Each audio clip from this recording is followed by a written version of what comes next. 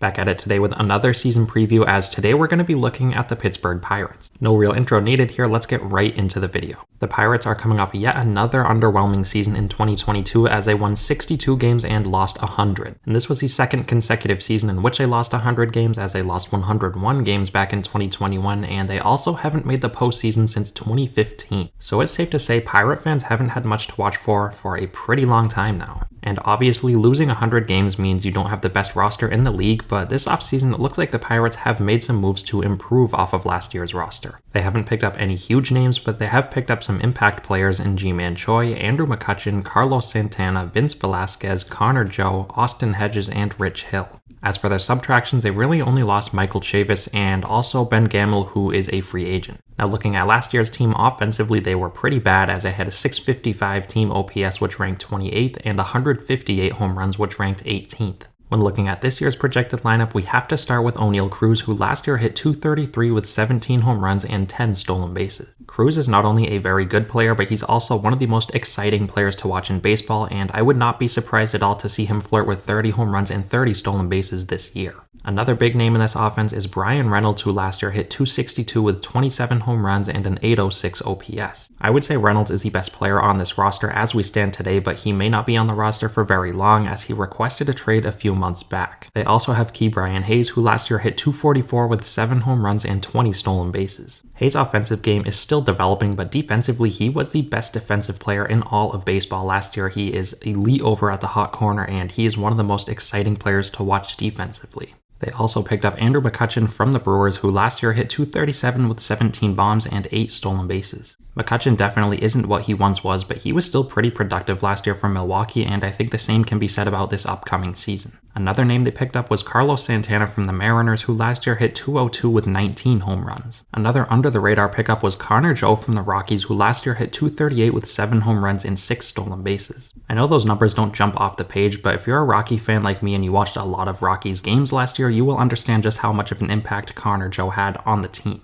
They also have Jake Sawinski, who last year as a rookie hit .202 with 19 home runs. As mentioned earlier, they also picked up Ji-Man Choi from the Rays, who last year hit .233 with 11 home runs and a .729 OPS. A side note I want to mention with Ji-Man Choi is his very bad relationship early on with the Pittsburgh Pirates. Obviously, he just signed with the Pirates, but they have already denied him access to play in the World Baseball Classic because of an elbow injury he's recovering from, and they've also restructured his contract at almost $1 million below what he was asking for. Maybe I'm overreacting with this one, but I would not be surprised at all to see Choi dealt to another team this year. Now for another impact bat on this offense, we have Rodolfo Castro, who was pretty good last year as he hit .233 with 11 home runs and 5 stolen bases. As for the catcher spot, it looks like Austin Hedges, who they picked up from the Guardians this offseason, is going to take the duties. Last year he wasn't that good as he only hit .163 with 7 home runs. As for a couple prospects who could have an impact on the Pirates this season, we have Endy Rodriguez and Henry Davis, who was the #1 pick a few years back. So as a whole, I would say the Pirates improved offensively this offseason, but I still don't think they have the star power to be top 20 in the league. Now getting onto their pitching, it was pretty bad last season as they had a 4.66 team ERA which ranked 26th.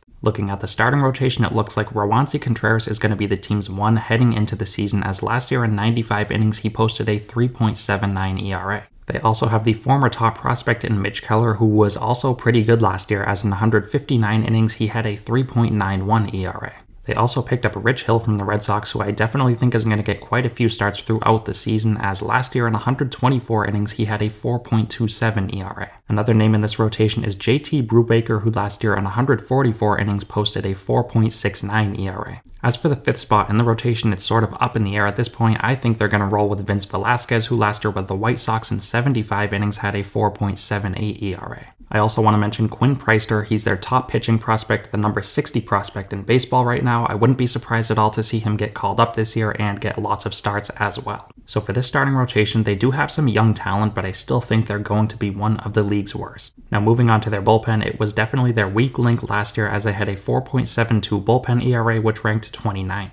As for the 9th inning role, it looks like that's going to go to David Bednar, who last year locked down 19 saves, all while posting a 2.61 ERA. As for some other arms in this bullpen who could have an impact, we have Will Crowe, Chase DeYoung, Jarlin Garcia, Colin Holderman, Johan Oviedo, Johan Ramirez, and Dwayne Underwood. So similar to the starting rotation, I hate to say it, but I don't think this bullpen is going to be very good. So now that we went through this roster top to bottom, let's take a look at the Pirates' outlook record-wise. It goes without being said, but I don't think the Pirates are going to be good this year. I would love to see them compete. I like a lot of the young talented players they have. They could be a pretty exciting team, but that doesn't necessarily result in wins. I think we're going to see a lot of the same from the Pirates that we've seen over the past couple seasons, and I think they're going to be right around 100 losses yet again. Let me know what you guys think of the Pirates down below. Thank you so much for watching, and I'll see you next time.